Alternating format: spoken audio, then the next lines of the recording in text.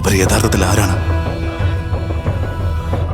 കുലവുമില്ല, മതവുമില്ല, ഭയം അതവർക്കറിയില്ല.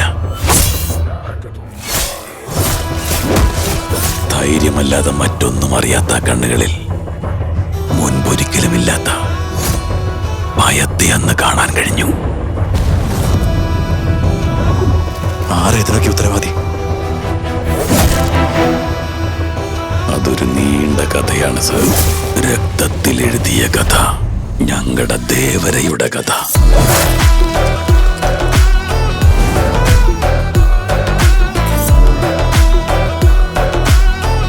മനുഷ്യന് വേണ്ടത് ജീവിക്കാനുള്ള ധൈര്യം, അല്ലാതെ കൊല്ലാനുള്ള ശക്തിയല്ല. നിങ്ങൾ എന്റെ വാക്ക് ധിക്കരിച്ച് ധൈര്യം കാട്ടാൻ തയ്യാറായാൽ ആ ധൈര്യത്തെ തീർക്കുന്ന ഭീകരനാവും ഞാൻ. നീ ഉള്ളിടത്തോളം കാലം ഈ മലയിൽ നീ പറയുന്നതാണ് വാക്ക് ദേവര.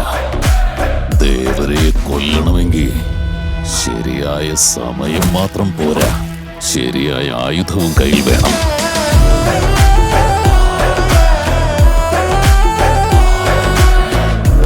എപ്പോ നോക്കിയാലും കൊച്ചു പിള്ളേരെ പോലെ പേടിത്തൊണ്ടനാ. അവൻ എനിക്ക് കെട്ടാൻ കഴിയും. അപ്പൊ നീ മലയുദ്ധത്തിന് ഇറങ്ങുന്നുണ്ടോ? നിങ്ങൾ എന്താ പറഞ്ഞ? അവരെന്നെ ബാക്കി വെക്കൂ. അവന് അവന്റെ അച്ഛന്റെ രൂപം മാത്രമേ ഉള്ളൂ, ധൈര്യം കെട്ടിയിട്ടില്ല.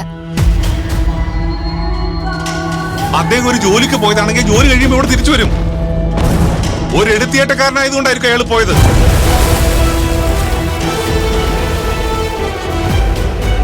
ദേവര കടലിലേക്ക് ഇറങ്ങിയിട്ട് 2 വർഷം തികയുകയാണ്. കണ്ണടച്ചാലും തുറന്നാലും കടലിനടി കണ്ടത് വിശ്വസിക്കാൻ കഴിയുന്നില്ല.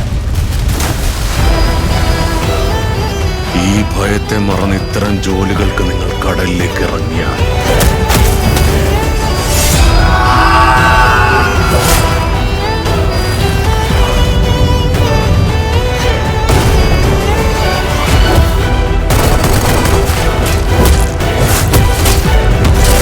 നിങ്ങളുടെ കണ്ണിൽപ്പെടാത്ത ഭയമായി മാറാൻ പോവുകയാണ്.